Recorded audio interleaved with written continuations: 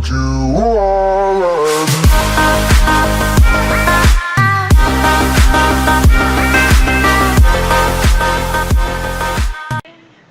Hey, what's up, guys? I can be with you. And today, as you probably guessed from that short snippet, It's a fucking line that I can't remember. you're probably have to talk loud enough for this mic, Willem. Fuck you. You can't go too loud with that voice, I'm guessing. Fuck you. Okay, so today we are going to. we have been wanting to make this podcast for quite a while now, and thankfully we finally can. I don't have to be in hospital right now, and Gwox doesn't have to be at university right now. We finally have a day where we're both free from external factors. Yay! So, as you can probably guess, we are doing a podcast today on Doki Doki Literature Club. Doki. Because he's Western and he says it wrong. Okay. Yeah, like you're not Western. Anyway. Shush! I'm trying! So, anyway, before we begin this, I must stress that if you haven't played this game, we both highly suggest, that you go and play it. It's free to download on Steam. It's free to play. There are DLCs that you can buy, but it's fine to just play the game as is. I highly recommend you play it. It is an amazing work of art, and it is just incredible. Although I must also just do not take the warnings lightly in terms of it's not for the faint of heart. Please make sure that you are mentally stable when you go about playing this game. Yeah. I do imagine it could have quite a negative impact. I might show it to my depressed sister, and if she kills herself, then just use that as an example. So yes, please do take those warnings seriously as we suggested. So, but what we are going to be getting into is what we generally thought of the game, our theories behind it, and also just discussing some of the clues that some of the incredible Reddit users with an insane amount of time on their hands have managed to find. I mean, one of them involved converting an audio file into a sonograph and then warping the image around the face of a cone and then looking at it from the point to find a pic. Like, who the fuck has that kind of time? I certainly don't, and I'm off ill. So, yeah, and also if you haven't already, we are going to be referencing a lot of the clues found in MatPat's game theory videos that he made. Yes, definitely watch those first before you watch these. So, firstly, our opinions on the game. Let's start with you, Gwox.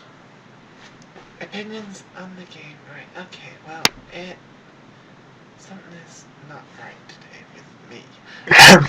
Let's ignore that. First of all, it's literally fucking just absolutely fantastic. That's pretty much my opinion on everything. Like, I was playing this, just thinking, like, literally, I took like 16 hours in total playtime to get through this the first time. And that is just because of the amount of time I was spending first doing the voices for the characters. That takes a while, but also just stopping after like every other line, just being like, oh my fucking god, this is amazing, wow, am I feeling right now?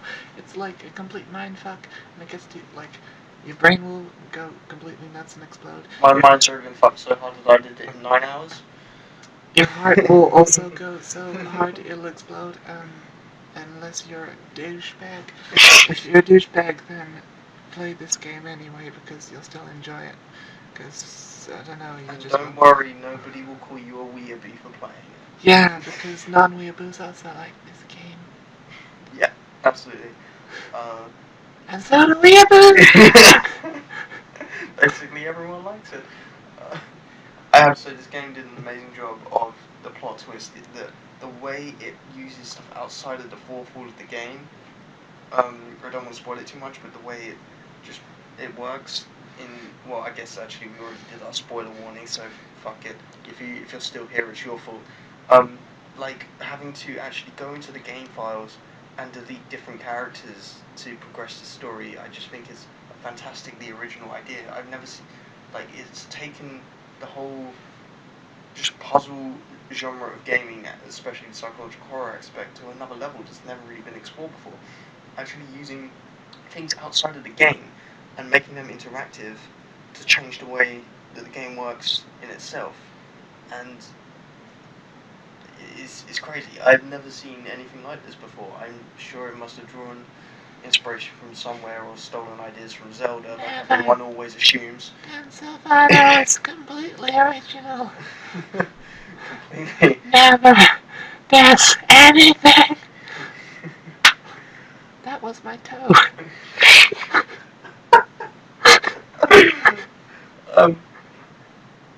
Yeah, so. That was also my toe. So yeah, like I have to say, my favorite part is just the fact that you have to actually explore outside of the game to progress. Like I had to watch MapPad's playthrough to make sure that deleting the game files was the right thing to do, because I was like, I don't really want to mess it up. And I just had this guy bugging at me to delete Monica, because I went through the entire conversation and saw everything she had to say, and it took fucking ages, and I was bored shitless by the end of it, but I learned some interesting stuff. Yeah, it took me like a couple of days to really get my head over this. It took me a couple of days to get through the game. You play it and then you question all of your life choices, basically. Because in this world of infinite choices, what will it take just to find that special day? Are you done? Yeah, the end of the first verse. Okay. So yeah, the way it kind of lures you into this trap of self-loathing, because you kind of fall for these characters somewhat. You really get attached to them emotionally because they're just Brilliant. Yeah, they're relatable. The great thing about this is, once again, we go with that weeaboos like it and non-weeaboos like it, is because they are the kind of stereotypical anime character types. So, like, already there's a reason why animes use these character types over and over, because a lot of people like them, but they're also just a lot more fleshed out, and they have, like, their dark sides, which you don't get from other VNs and dating sims, and they just feel a lot more real. The personas are definitely very in depth, and they have these tiny subtleties to them. I can't remember if you've ever seen the show Westworld. There's a term they used in them called reveries. That's what it was, where they use these tiny subtle cues that essentially give this almost human-like feel to the character, where it's so insignificant and subtle that you don't notice it consciously. But for example, it could be the way Yuri darts her eyes away from the camera at times, whereas Sayuri maintains eye contact when she's having fun talking to you, but then And Monica stares at you endlessly. yeah, she never looks away. Exactly. It's things like that, like the way their eyes work, like things you don't really consciously notice, with these tiny reveries that really flesh out the character and make the whole thing so much more real. There's so much attention to detail in this game that I just can't imagine how much time it must have taken for them to script this whole thing and actually produce it. And it's pretty much all done by one guy. Like, this dude is seriously... He's a genius. He is. And it's very creative. It just does so many things right. First, the puzzle aspect of taking you outside of the game, the way it deals with story development and character development, and plot twist is incredible. The storytelling in this game is amazing. And also, something else that a lot of games have also struggle with. I really love games that deal with real world issues. For example, you have the Life is Strange series. Yay, tornadoes, because time travel. Real world. Yeah, definitely real world. If you haven't played those games, also play those. Those ones aren't free to play. I totally Sorry didn't if give you're any broke. spoilers at all. Maybe you can Ignore ask them. what you've heard. Ask your parents to loan you some money or something. I don't know. Or just go work a part-time job for a few days. Anyway, that game dealt with things like suicide, depression, and trust issues between friendships. And this game deals with it on an entirely other level and in its own way, but it still does such a great job of it. using different characters to show a different issue, representing different problems with mental illnesses, and I do think that there is a lot of attention that needs to be drawn to these issues in the real world, and it does such a fantastic job of doing so, because you're not even aware that there's something wrong. Like, you play the game and you know something's not right when you start because it says so in the description, but you're not even aware of what's wrong until it goes wrong, pretty much. I had a bit of an idea about Yuri. After the poem with the knife and everything, the self-harm became rather obvious. Also the part where the dialogue mentions about her quickly rolling down her sleeve. There are things like that that gave it away for me. But the other characters, like the fact that Sayori, who's the Natsuki, yeah, Natsuki is bae. how she was dealing with abuse from her father.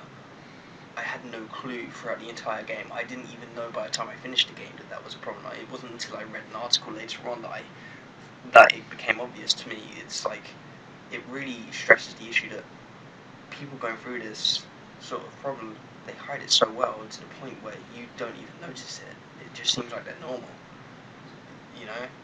And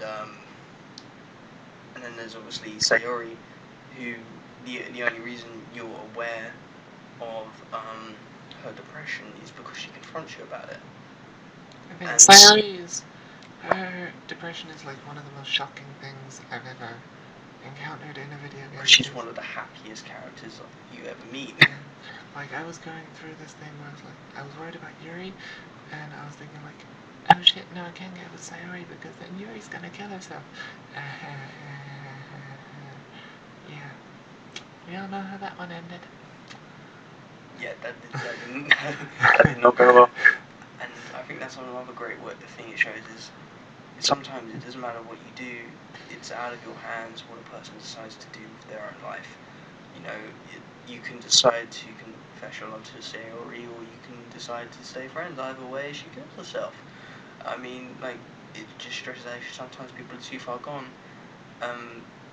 That by the time you realise it, it's already too late. Like, you really have to be on your guard about these things if you want to catch it early on enough that they can actually be helped. It's almost like a cancer, you know. Like, Sayori was just like terminal stage 5 by the time she admits it, which it's not good. And the other key thing is when she admits it, she feels like she's failed. That's because she feels like she's now a burden on other people. I myself, I have, I don't know how many of you, my viewers, know this about me, but I have numerous people I've met online and also in real life who I've dealt with who have depression and have struggled with, Like me. wrestled with suicide, and I've talked to quite a few of them out of it. Thankfully, I have been quite vigilant in that sense. And None of you have to deal with that. It is awful. I wish none of that upon you. And if you get it, talk to this guy. Yeah, I must admit I am quite good at it. Although I don't like to brag. It's not something you really want to brag about. But yeah, you do have to be super vigilant, and this game shows how important that is. And when you play this game, you will understand just exactly what we're talking about. How these issues come out of nowhere, and you never really expect them. Wouldn't you agree? sorry, I don't know. That came out of nowhere. Go again. About how the issues that the game addresses, they just come out of nowhere. Yes. Yeah. That they do for you, but for the person suffering, They're very obvious. Very, Yeah. People who suffer from depression tend to pick up on other people who are suffering from it quite easily. Yeah. Or who have suffered from. Or who have, because they know the signs. So another thing that I wanted to address here was this game constantly makes you question your choices, not in the sense of what to do to help each character, but also which one's good and which one's bad as well. Which character is the antagonist, which one's the protagonist. I mean, after the first ending, you kind of think Monica's bad, But then, well, after the first ending, I mean, you still don't really know it's Monica unless you're going into the game files. You maybe have a suspicion. I mean, he had a suspicion. I don't have a clue how. He's good at things. Yeah, the way Monica picked up on so many details that she shouldn't have had. I'm really good at picking up on people having knowledge that they shouldn't have. That's how I'm so good at catching wall hackers in CS:GO. I just remember, like, when Monica first kind of breaks the fourth wall when she says about saving the game, and I was sitting there like, is that just the developers pissing around? Or is I think it's just a actually tutorial real? thing. Yeah. I thought it was just a tutorial thing, you know. But then, like, because it's so perfect, the way they merge tutorial into breaking the fourth wall there is just art. There's no other way to describe it. And the thing is, the second time you go through it, even if you play the game again or watch someone else play it on their choices, it makes so much more sense the second time around because you know what's happening. And there's so much foreshadowing you don't even notice the first time. Yeah, it's like we just watched Fight Club, and it was the second time through for me, first time for Gwox, and watching that through the second time around, it makes so much more sense because you already know of the plot twist that's coming, and then all of the previous stuff that didn't make sense before now makes sense. And so, like, after the first one, you think Monica might be the bad person, but then after the full ending, after the full ending, you just realise that the other characters weren't actually real. She was the only one who was actually technically self-aware until, you know, Sayori becomes self-aware, and she just wanted to be free of her prison of a game, and that her only escape to the outside world was through the player. And in that sense, you kind of feel sympathetic for her. Basically, everyone who deleted Monica before she finished talking is a douche. I agree. Exactly. No, I did let her kind of... Wait, did you? Yeah, I went through most of it. Did you sit there for 2 hours? Not 2 hours. Was that how long it took you to loop it? That is how long it took for her to run out of things to say. 2 hours of unique dialogue. Yep. Wow, they really went out with this. Yep. Sorry for that weird cut there, guys. Yeah, and then so now at the start of the game, you kind of think that maybe Sayori is bad because she's being rude and stuff. How dare No, so not Sayori, Natsuki. I'm sorry. Natsuki, because she's being rude and stuff, so you kind of think maybe she's a bully to the others, and she certainly seems to pick on Yuri a lot, and they have that huge argument as well. Natsuki definitely takes things too far, but then it just shifts your opinion all the time, because at one point you want to back Yuri, and then you want to back Sayori, and it constantly makes you question your decisions. And it really, another issue brings out is you can't make everyone happy. That's impossible. Everyone has different needs, and they're always going to conflict. Unless you save the game and go back all the time, then everyone's happy at the end. Secret endings. Have you done this? No. But What it's is possible. Okay. It takes a while, and you kind of need to Max Caulfield it a bit. And that inherently is kind of what makes a game scary, because it really sets in your mind, okay, it doesn't matter what I do, bad stuff is going to happen, and it really makes that very real to you, and that is quite frightening. That if none of your choices matter, then like what control do you have over your own life, really? And that is terrifying to think about. So yeah, so the next thing we wanted to get onto was the clues for the new game. Yay. So, about how these characters are actually from a different game, they don't belong in this game. So, at this point, again, we told you at the start, if you haven't seen the game theory, go watch it now, because we're about to talk a lot about the topics that it says there. Absolutely. So yes, my favourite clue in particular being the fact that you have to take an audio file, put it through a sonograph, and it turns into a QR code that takes you to a website.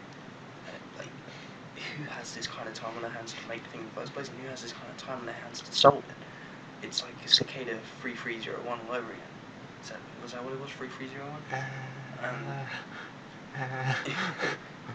And I just love these really in-depth puzzles. Like, I didn't even have the time to think about whether there was other stuff in the game files. I did open up a couple of the things under different formats and found a couple of the JPEG files, but I didn't think to do anything else with it. Like, it just didn't occur to me. I just kind of found dead ends, but it wasn't really a dead end. It was just another clue. And there are so many of them when you really look into it. There's all of these stories that Yuri's written about that are encoded into base 64. Whether she wrote them or not, we're saying she wrote them because it seems like something she would write. Yes. It should be. I don't know if that's canon or not, but it should be. I'm going to assume it's canon at this point, like, to be honest. And also how Yuri is going to be essentially the evil mastermind behind the new game because she's the writer of the stories. Maybe that's foreshadowing that she is the author of all the suffering that's going to take place in the new game, and also the fact that she holds the book in the game that holds even more clues to the next game about its plotline involving a mental institution where experiments of different body parts being amputated and attached take place, and yeah, it sounds rather extreme. I think, yeah, we've got to touch again on it, like, how genius Dan Salvato is for doing it this way, because people love to theorize about games at the moment. That is what's popular. It's got to be meta. Like, you look at Five Nights at Freddy's, how much that's got on, how much hype every sequel has got because of the theorizing, and he's kind of taken that to another level. Rather than making the theorizing about a straight sequel, he's essentially Ducky Ducky is a teaser for this new game. But it's so in depth. You fall in love with the first game, and then it's like instead of let's say a sequel to the game is like what happens in another level of a dream, like Inception. Instead, what he's done, instead of making you question what's going to happen in the next dream, he's making you question which layer of the dream you're in. Like, that is really what's going on here. It really takes it to a whole nother level. Like, where does this fit into everything else? And how far down is it gonna go as well? Mm-hmm. Like, is there another layer above that one? Yeah. And I, for one, am super excited for this new game to come out. I don't know. I hate horror games, but I'm gonna play this one. Definitely. With a face cam?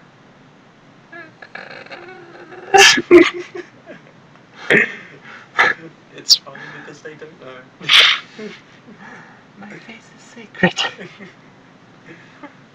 Well, maybe you can get plastic surgery for that. Okay, you're dumb too. Okay. Yeah, I can't wait. I can't wait for it to come out. There's no clues, unfortunately, as to when this is going to be released. All we do know is it's going to take place at a mental asylum with weird experiments going on.